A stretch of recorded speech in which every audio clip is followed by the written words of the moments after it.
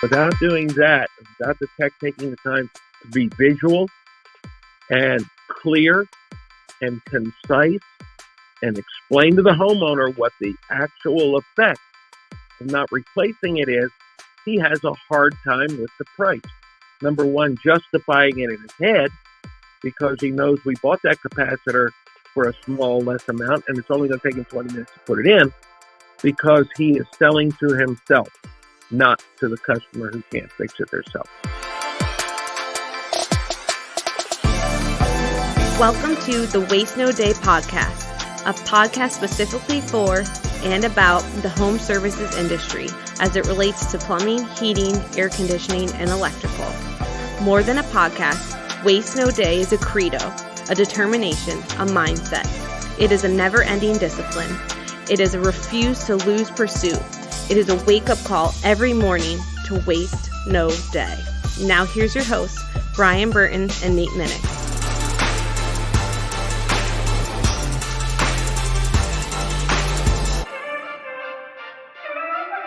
Hey, welcome to another episode of the Waste No Day podcast. Your hosts Nate and Brian hanging out with you again on this fantastic start of the week. And we're looking forward to part one of Joe Cunningham joining us today from Success Track Network. It's going to be a great conversation about communication and more about the in-home sales presentation and experience for the client. But before we do that, we are going to have a little bit of a conversation ourselves, and we're going to turn to Brian for our quote. There isn't anything you can possibly do to make you better at everything you do than becoming a better communicator. I don't care if you're going to be a carpenter, and being a carpenter is difficult. You will be a 10 times better carpenter if you just learn how to communicate. Dr. Jordan Peterson. Oh, JP makes an appearance on the quote guest list. Yeah, that's probably not the first time. I can't imagine it's the first time. I saw a video where he did that and actually said plumbers by name a while back, and I was like, ooh, anytime, Jordan's talking about plumbers, I'm all ears. Couldn't find it, so he deleted it. He says it. He said it many times about different professions. I just found one where he said it about carpenters and used that one. Close enough, right? That's so good, and it's so appropriate for what we're talking about, which is communication. Right, and communication is communicating, selling, negotiating, whatever you want to call it, one and the same. I was talking to some plumbing technicians yesterday on a Zoom call, talking about the fact that if I, they're plumbers, like a little bit, they were plumbers before they got to a place that does selling, if you will, or communication training. And I said, if you heard of a plumber that sold a lot and made a lot of commission by selling, you automatically think what? And it's prevalent in all of these industries that outside of companies that do it well and train it well, they automatically think that person rips people off. It's just the stigma's out there, And I said, but if I showed you a Pepsi commercial from, noon on a Tuesday, it's a decent, quick commercial. It's like whatever, And I showed you a Pepsi Super Bowl commercial where they spent $5 million on animation alone, much less the time slot and the voice actor and the song, the music behind it. I would say, what's the difference between those two? Well, one's good and one's great, right? One makes you kind of want a Pepsi. One really makes you want a Pepsi. And what's the point of the commercial? Either way. To want a Pepsi. Right. What are they doing to you? They're creating a need in my emotions. Or we would call it selling. They're selling you. Oh, they're such pieces of crap. How dare they try to sell you something? Stop being a salesman. Be a manufacturer of soda. You get it. You see it. I saw it in the residential electrical business services group, Facebook group the other day, where someone's asking how to, tips and strategies on better training your techs to sell more, to get people involved in bigger tickets. And of course, one grizzled old master electrician that owns a 4-man company that probably just pays his guys a low hourly rate, jumps in there and says, don't train them to sell. Let them be electricians. Go in there, fix the problem, and leave. And I'm like, oh, can you imagine that guy being at your house, first off? Right. And, yeah, I'm taking shots. I know. It's not nice, but. It's okay. They're not listening anyways. He ain't listening to this. I don't care. Tell him if you know. I don't care. But I was just thinking, it's like I had to work for that guy in plumbing before I went to Las Vegas. They pay you a straight hourly rate. There's no way for you to make money unless you grovel at his feet at the end of the year and say, didn't I perform well enough for $1 more an hour? And he loves it. Let's face it. Like, he acts like he's just this pious, perfect, human who just doesn't want to sell people. But they love the power. They love the control. You make how much I tell you you're going to make. Whereas people who put their techs on a performance pay, one, they make more money themselves. Two, they always have higher reviews than this other guy. And this other guy is just a representation of so many people across the country. Always have better reviews. And three, those electricians, plumbers, HVAC techs, whatever, make far, far more money than the guy who makes whatever the hourly rate is and prays that he's in your good graces enough to get another $1 an hour at the end of the year. Mm-hmm. It's not even close. Like, running your business like that's a joke. It's just a joke. And I think you're a control freak. That's how I feel about you. Well, tell us how you really feel. But, selling, negotiating, communicating, this is happening all the time everywhere. It is people like him who try to give it a bad name in the trades.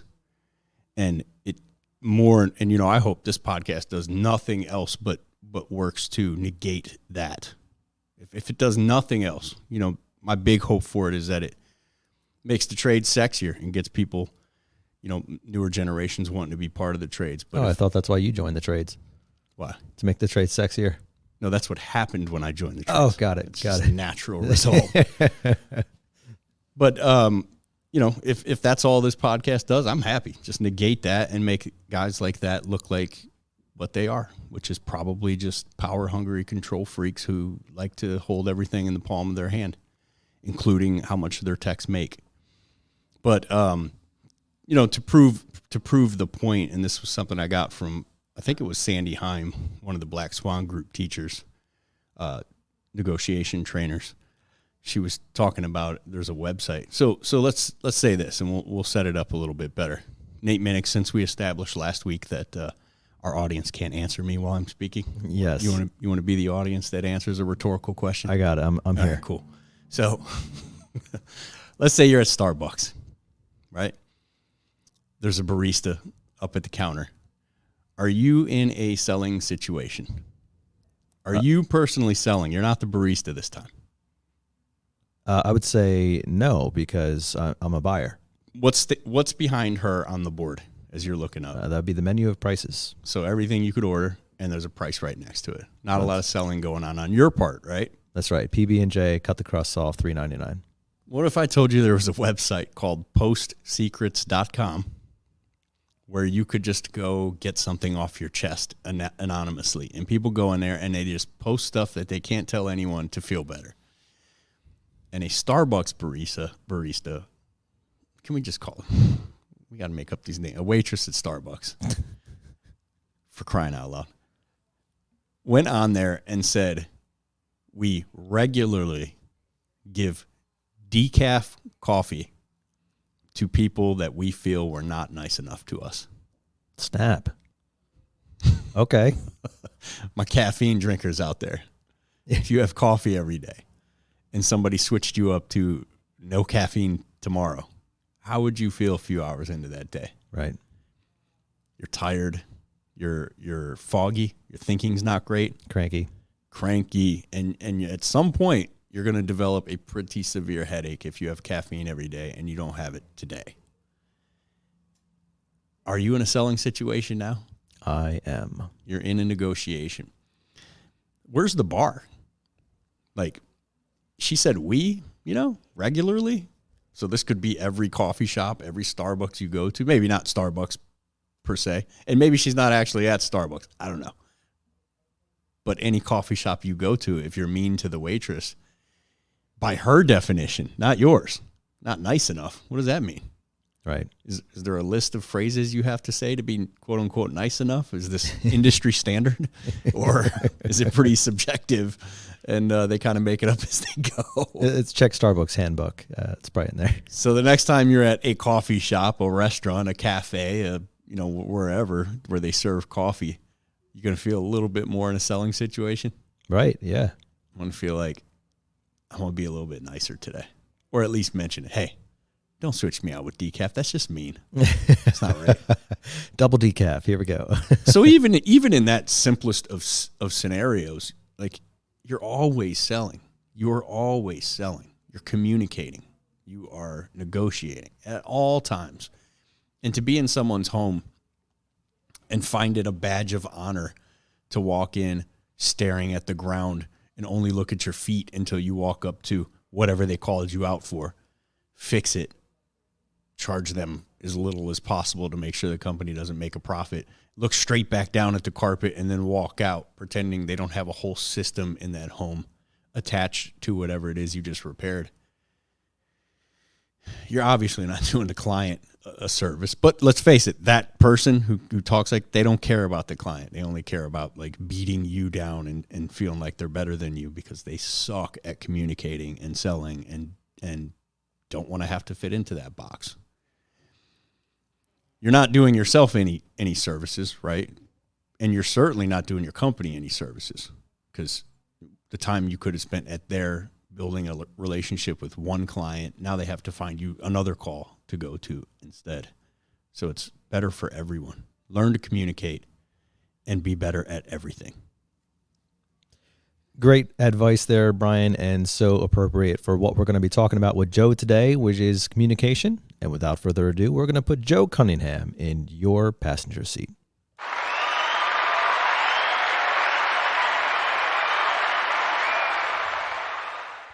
Our guest today is Joe Cunningham. He is a savvy, experienced, award-winning veteran of the in-home services industry with a track record for helping companies grow that no one can match.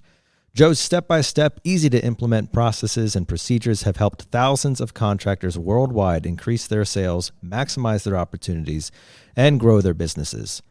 What is it that makes Joe stand ahead of the crowd? Well, his depth of experience and large list of accomplishments is unachieved by anyone else in the HVAC or plumbing industry. For starters, Joe was one of the first HVAC million-dollar salesmen in the 80s.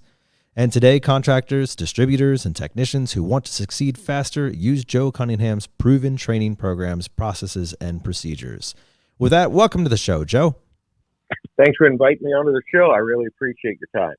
Yeah, welcome here. It's great to have you on. We don't know each other and we haven't met, but we go back a ways as we work for a 1 hour Benjamin Franklin Plumbing and Mr. Sparky Electric franchise in Lancaster, Pennsylvania. And I know that from listening to Terry Nicholson on a podcast, you were kind of instrumental in the development of that and of the training systems for that. Yeah, that's true. The training processes and procedures that you find in Mr. Sparky's, the Airtime 500 groups, and all those related companies all stem back to the same products and services and training that we developed through Contractor Success and Future University, which I was a president of and worked for Jim Abrams and John Young. Fantastic. Well, Joe, for those of us who are not as familiar with you, perhaps you could give us your story in more of a consolidated form, but your story about how you got into the trades, your journey through it, and what you're doing now. Sure. I've been in the heating and air conditioning business, I guess, officially since 1989. I was in the air conditioning business a bit before then, and I came out of the home improvement industry.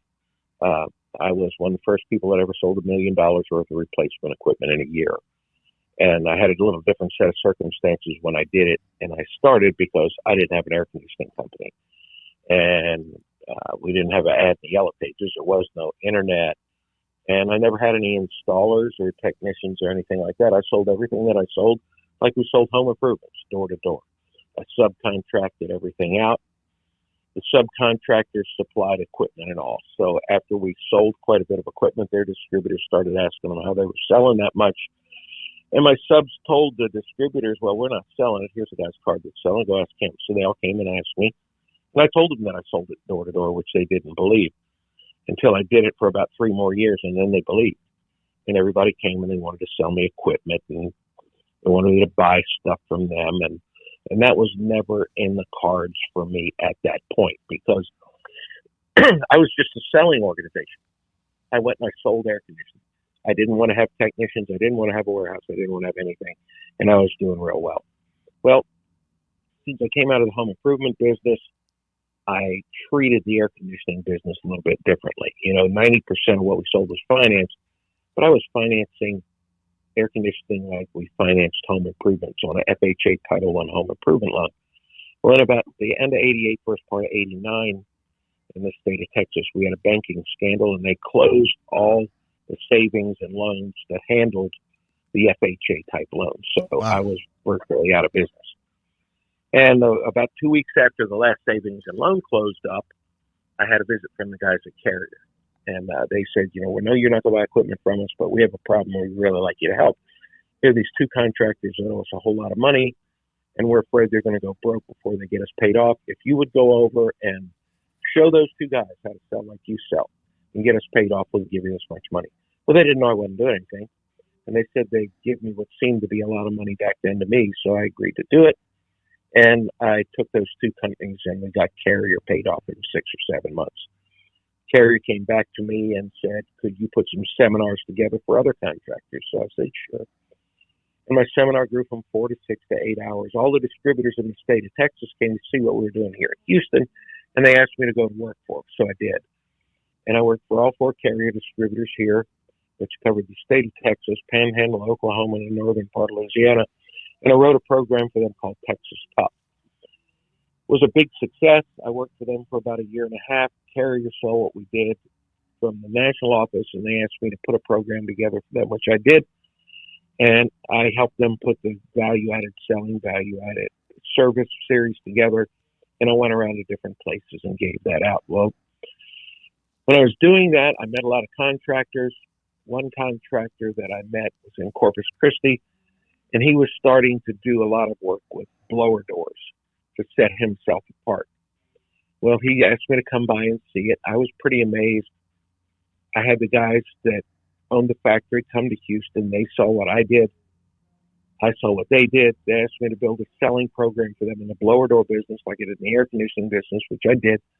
And then they offered me a distributorship, which I took, and I sold blower doors in Florida, Georgia, Mississippi, Alabama, Louisiana, Arkansas.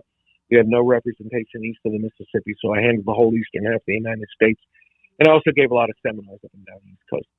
Well, at that time, there was a new organization being formed called Contractor Success Group. A lot of those guys came to my meetings. A lot of those guys bought blower doors. And they said, look, the stuff you talk about is a whole lot like the stuff we talk about. You need to meet Jim Abrams and John Young. So they set up a meeting. I flew to St. Louis, met with Jim and John.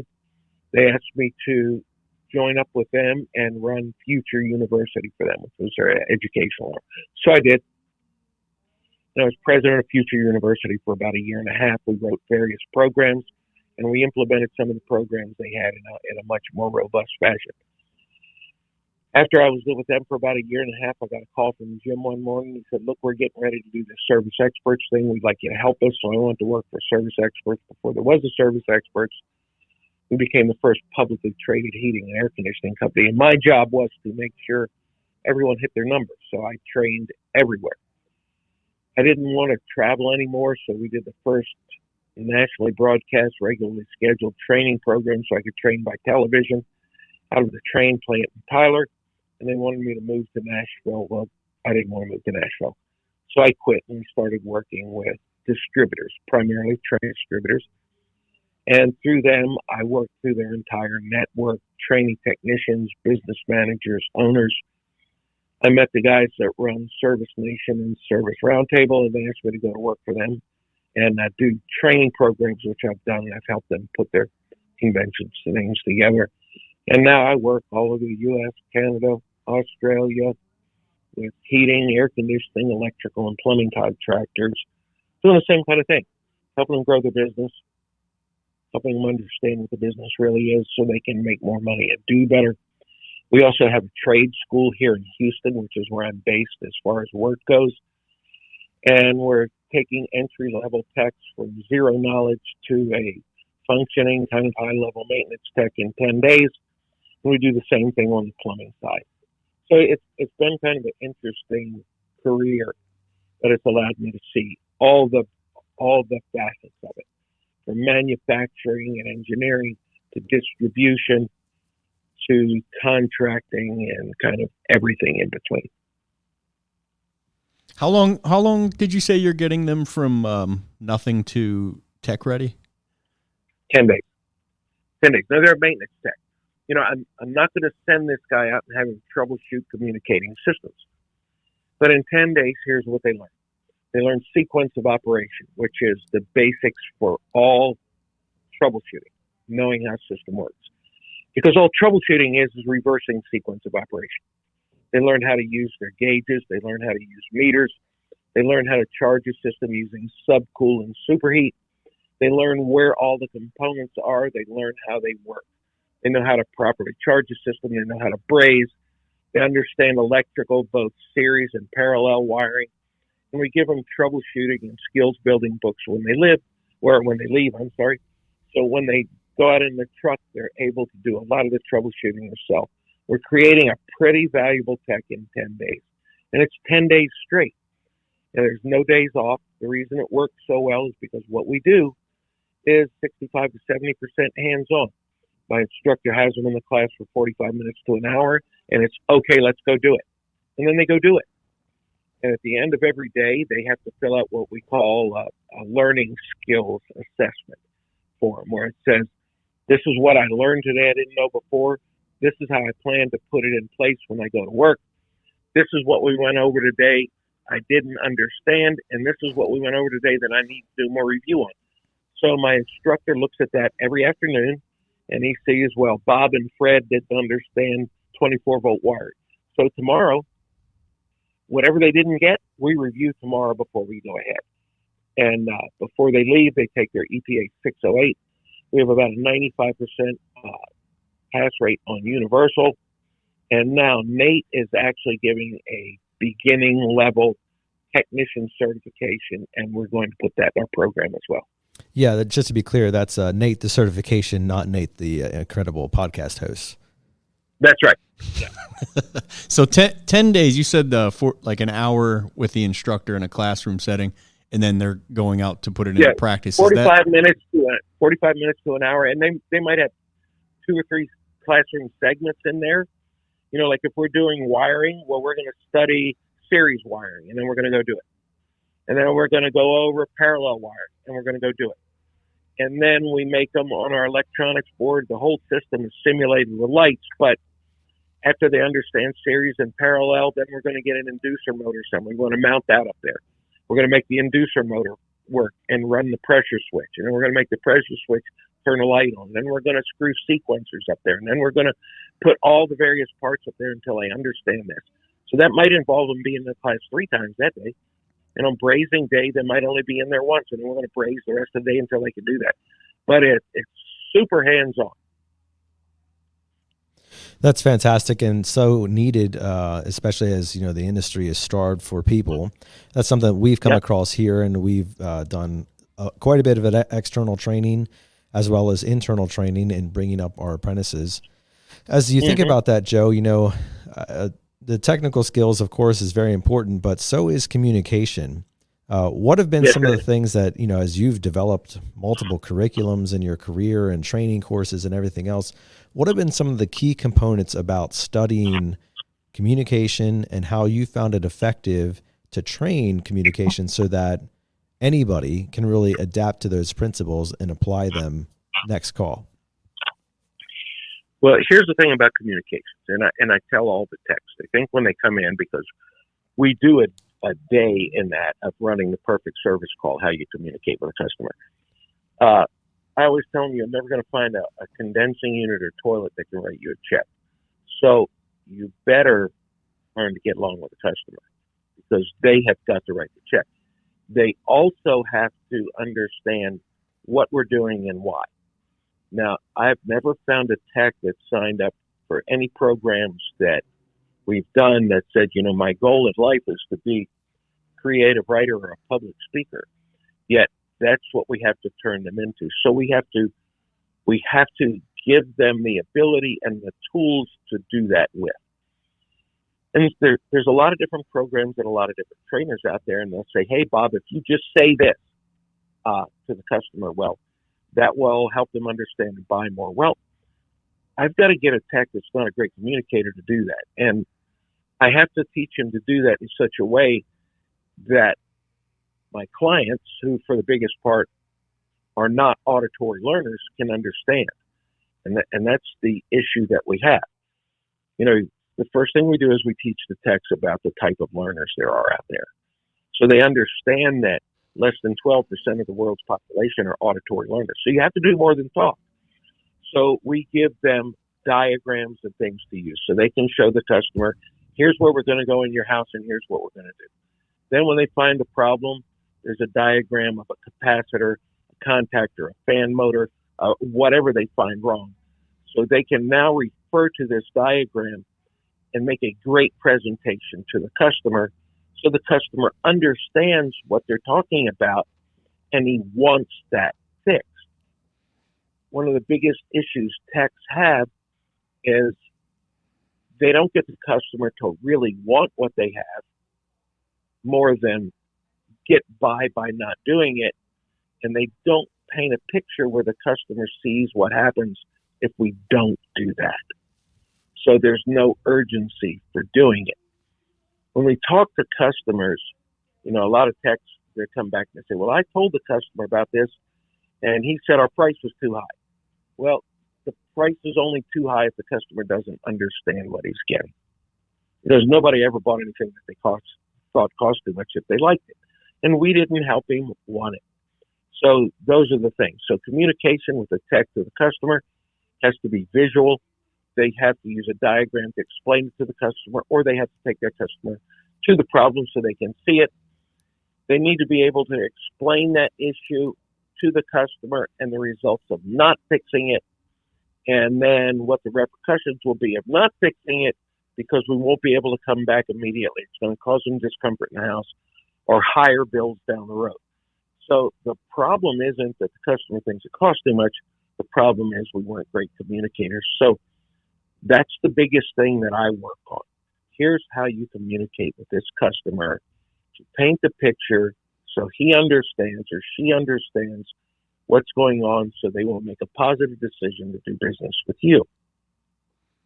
Joe, I like what you said there, and pricing certainly is a large concern for many technicians, whether they've been in the industry for a while or just joining in. And you mentioned there just a minute ago about how nobody feels they pay too much for a product that they actually want. And so doesn't that often start on the technician side, though, in understanding what even goes into pricing, right? Like there's so much more than the product that is in your hand. How do you help technicians learn the value of what they bring to a client so that they feel justified in charging what some people consider to be expensive pricing? Well, first of all, as we break it down, if I've got a group of technicians sitting there and we're talking about how we arrive at pricing, a couple of things occur. Too many times we get ourselves confused with selling a product that costs this much for that much. In other words, we have a retail environment or a retail mindset. Like I've got Bob's air conditioning store and I buy widgets and I buy my widgets for $5 and I sell them for $10. And since most people don't understand the difference in markup and margin, they think we're making 100% profit if we double our price. So that should be enough. Well, as we take a look at what it costs to run Bob's air conditioning, they don't always understand how much it costs to get a tech to send out there. So there's three parts to the pricing. There's product, and then there's labor, And then there's the overhead burden, which goes into it. So how did I get this customer? That's number one. They think, well, the customer just got hot and called in. Well, maybe. But, our offices are in Houston. We also have an air conditioning company. So this is the most air-conditioned city in the world, and it's also the most competitive. So we have 3,500 people that are licensed contractors in Houston. So I'm competing with every one of them to get my phone to ring. So this person has to find me. So how much did I spend in Google? How much did I spend in local service ads? How much did I spend on my internet to get to where I'm on first page so they can find me? How much did I spend in radio ads to get this one call in? So what you're going to find out is that it probably cost you a minimum of $200, $300 to get the call. And then once I got the call, I had to convert the call because everybody that calls in isn't a buyer. So if I can convert 50% of it, costs $200 to make the call. Well, it cost me $400 for a customer. So now my cost of goods and overhead went up dramatically. Then I'm going to take my technician, I'm going to put him in a truck that today costs probably $50,000. And that's before I put any equipment in it. So I've got $50,000 in this truck. It costs me $800 to $1,000 a month to insure. So my insurance is going to be $30 a day. Gets 5 miles a gallon with $5 gas. It's going to take him 20 miles to get there and 20 miles back. And it's not just labor for the technician. And the guys take a look at even labor wrong. They said, well, he only pays me, just pick a number, just pick $20. So he only pays me $20. So the labor is really not that high. Well, as I take a look and we're building pricing, I do pay you $20 an hour, but there's this little thing that not many people know about called burden. It's like you pay so much Social Security, but I got to match it. I got to buy your workman's comp insurance. I've got to have all these other insurances and things to cover you. So your $20 wages with burden is probably in the $33 range. And I'm going to send you there. You're going to sit in the traffic for an hour to get there. You're going to sit in the traffic for an hour to get back. Plus, I got to pay you on that job. So, my cost of doing business is extremely high. And when I sell this capacitor that I bought for $52, if we're buying a turbo or whatever, if I sell this $52 capacitor for $500, by the time I add all that in, all that hidden cost is really not that much. But if you don't understand business and you don't understand what happens, you have a hard time justifying $500 for a $50 capacitor in your mind, if those are the numbers. Because the only thing a lot of techs understand is, here's my wages, here's the cost, here's the price, and it costs a little bit for the truck. They don't see the people that are in the office, that are making the calls, that are answering the calls, that are going to training so they can convert the calls, that are doing all these things behind the scene, that they're sending the direct mail out, they're doing all this to understand what it takes to build a call. And until you do, you won't understand why that thing really does cost you $500. So when we talk about a capacitor, we don't sell enough value in it. So when I'm explaining to a customer what a capacitor is and what it means to not have it replaced, I have to do a better job. I have to have a diagram showing a condensing unit and saying, Mrs. Johnson, the trouble with your unit is this part right here, and you circle the capacitor, is going out. And what this does is it regulates the voltage.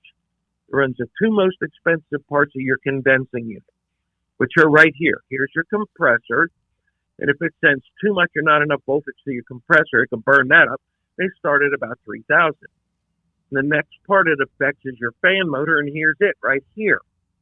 And it could cost about $900 if it went out. Now, one of our capacitors, that's only $455, whatever it is.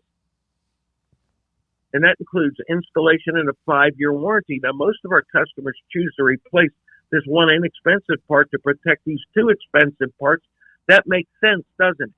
Now, all of a sudden, my capacitor has far more value because I'm not putting in a $450 part. I'm protecting the most expensive parts in their condensing unit, which the customer doesn't want to have to replace. Because by the time we move up to replacing the condenser, he knows we might as well replace, or the compressor, we might as well replace the condenser.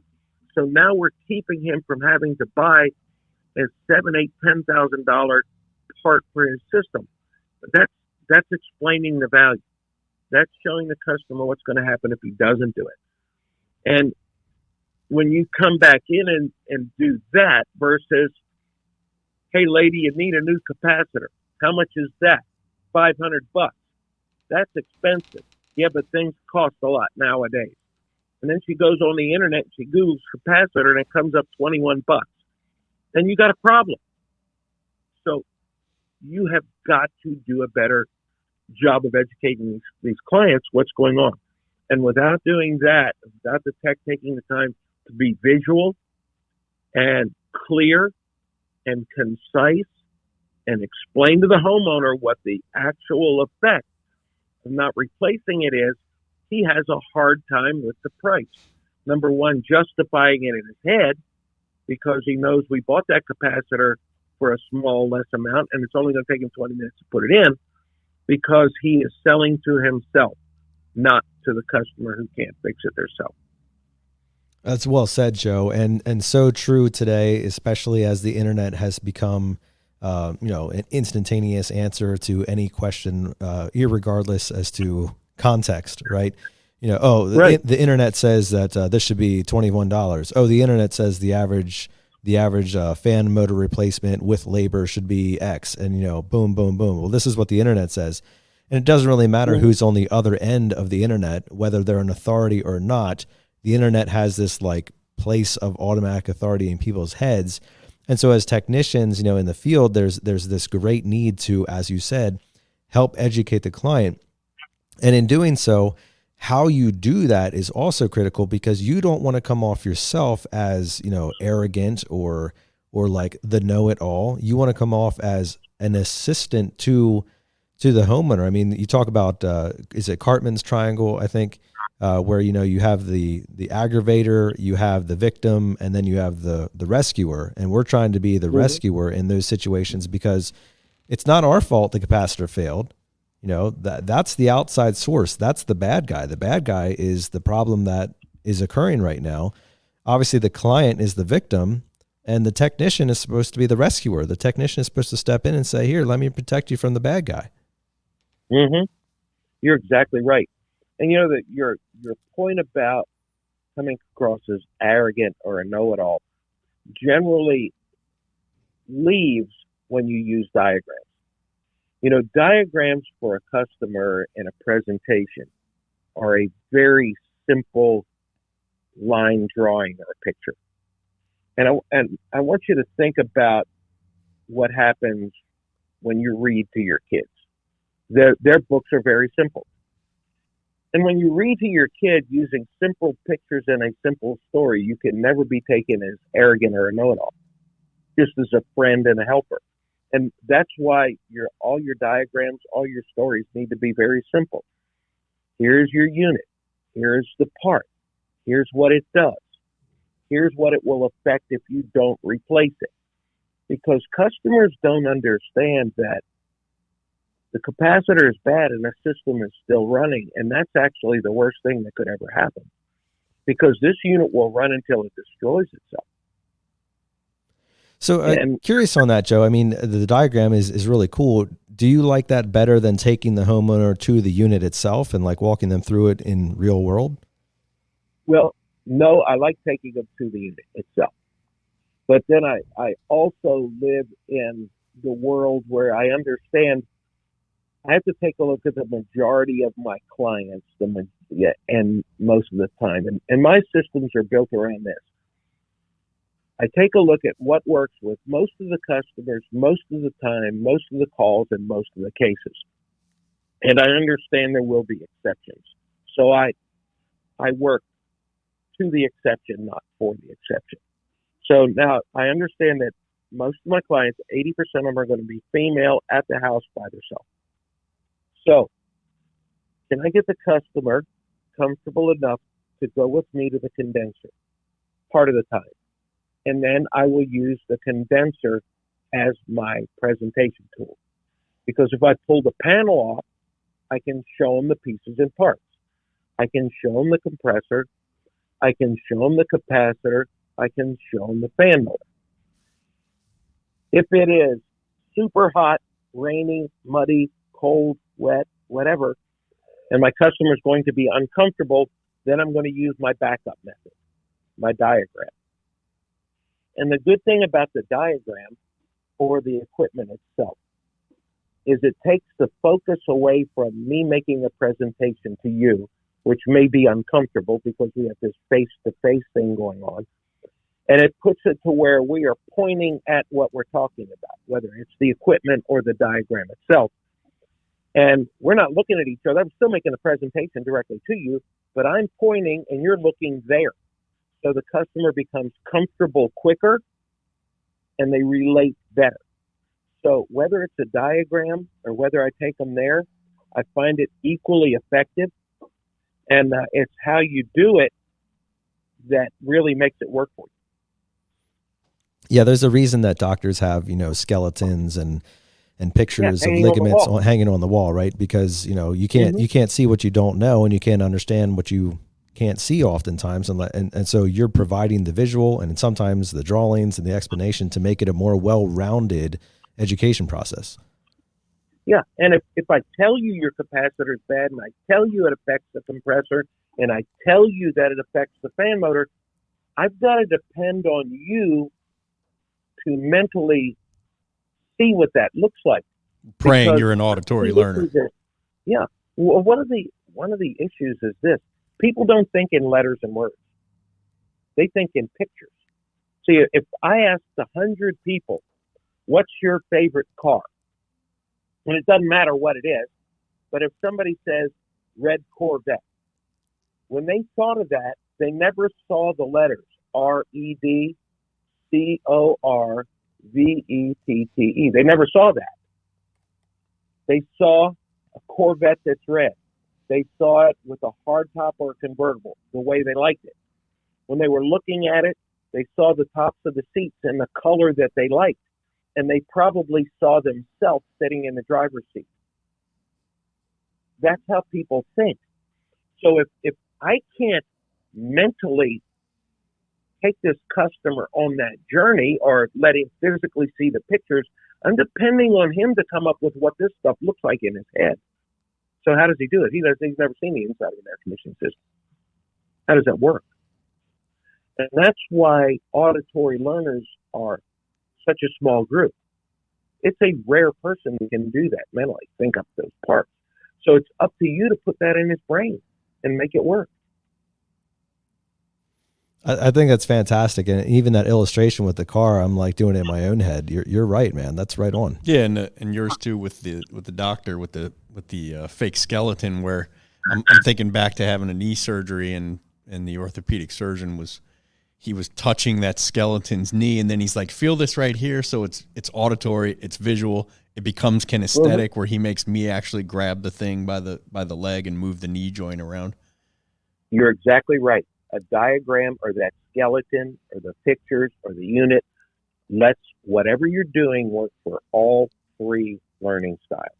You think that was a fake skeleton? That was the last guy who complained about price on orthoscopic surgery. Oh, is that how they do it? We got one or two of those here. Uh-huh. Well, he didn't make you want that knee replacement. He never did make me want it, but I sure got it. Yeah. Mm-hmm. Well, good stuff, Joe. And, moving on from price, general presentation towards products is another thing, right? So when you're talking about repairs, that's pretty like cut and dry. Either we do this and the unit's fixed, or we don't do this and the unit's not fixed.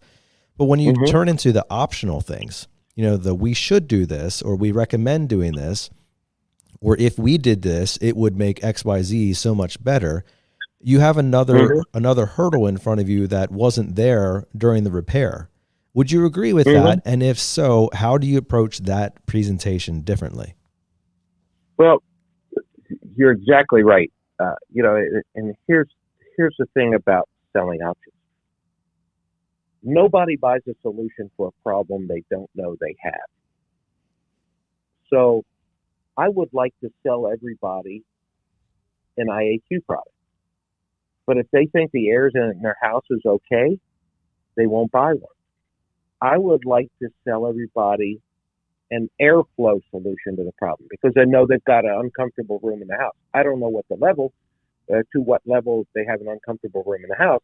But if I don't ask them or find out about that, I'm not going to be able to sell them that extra return and sealing the ducts.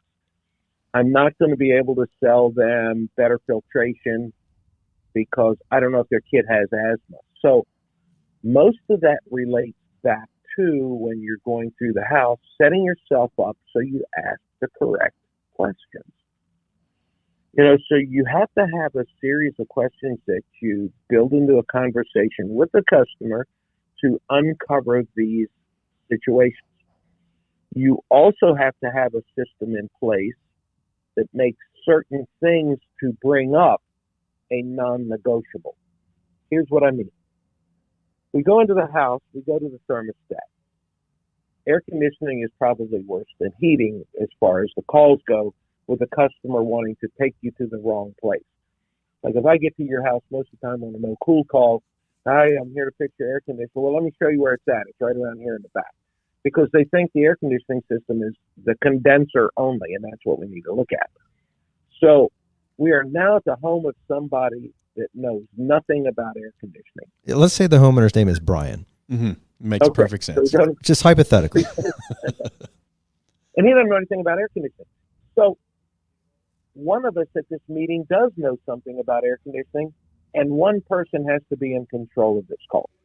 So the person that knows needs to be in control so he can lead the unknowing person to seeing problems that he may not know they have, because an air conditioning system will destroy itself. Totally unknown to the homeowner. So we ask 3 questions. The thermostat's a really easy place to take them, and it's non-confrontational. It's easy to get the answers that you want. So we take him there, we ask him, is this where you normally set the thermostat? Whatever it is. And they'll say yes, or they'll say no, or no, I've been trying to get it turned on, so I got it turned way down, or I got it turned way, whatever. Now, sometimes homeowners that have an agreement will try to get you to do a service call for free by just calling you out to do a tune-up, knowing the unit won't run. So that's why I want to look at that thermostat. Now, if the thermostat is backlit, but it won't turn on, I see that the batteries are probably dead and they've got another problem. The minute I touch that thermostat, I'm going to be in charge of the problem, so I'll have to fix it for free.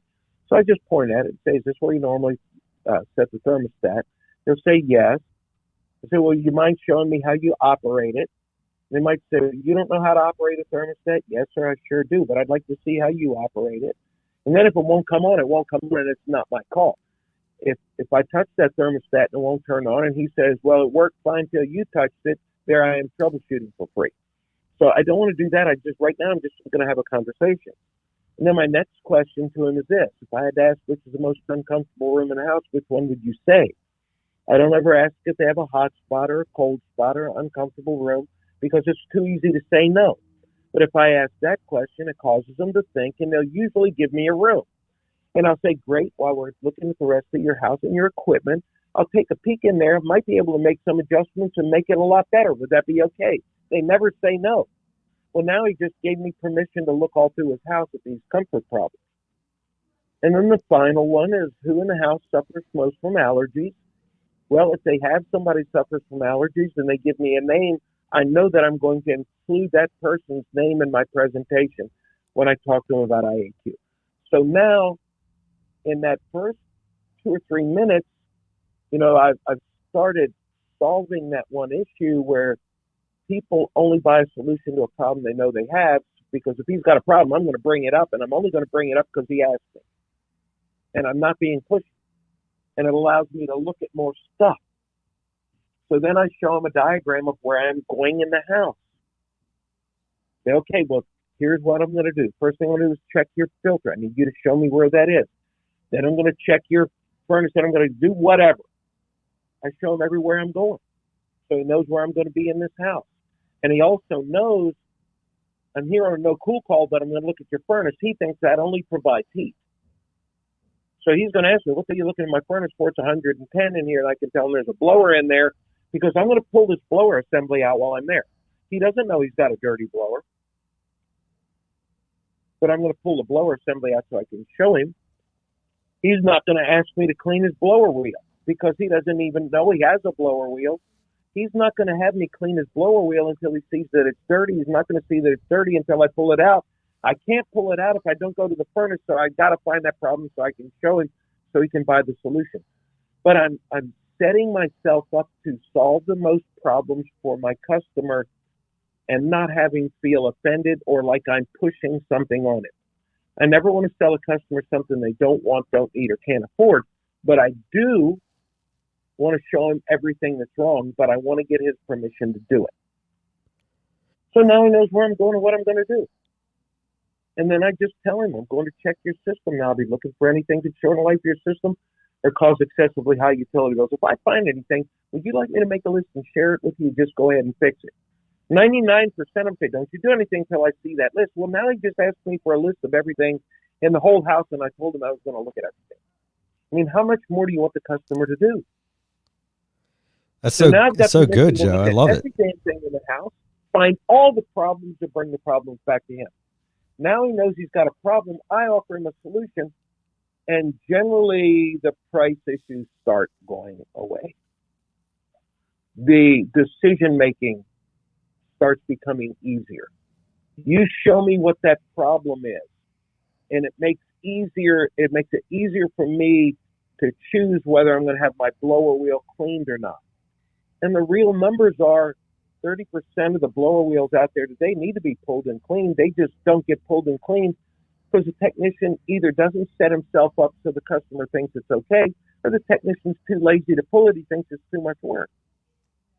When he needs to get it out of there, if he gets it out of there and does it, he's going to do a blower wheel cleaning for $350, $400, $500, $600, whatever your charge is. And when we talk about dirty blower wheels, 50% of them are hooked to a dirty coil. So why wouldn't I pull the high limit switch out and get a picture of that so I could ask the customer what he thinks? Mic drop there, Joe. That's really good stuff. I love how you just walk us through that. And like, summarize those first three questions for us, like the basic ones you start off with. Yeah, is this where you normally set your thermostat? If I had to ask which is the most uncomfortable room in the house, which one would you say? And who in the house suffers from allergies most? Hey, I'm sorry. That's where we're going to have to cut off this interview and pick it up next week as we return to Joe Cunningham for some more fantastic information. I thought the show was awesome today, and Joe just has such a way of making things seem so simple and really stuff that can be applied immediately. And I think there's a lot of great stuff to listen to on this particular podcast, and I hope we're going to have a similar experience. I'm sure we will on part 2 of this. So make sure that you catch that next week as we invite Joe back on. For now, we're going to end this week's podcast with our weekly challenge, which of course is to choose to wake up every single morning and waste no day.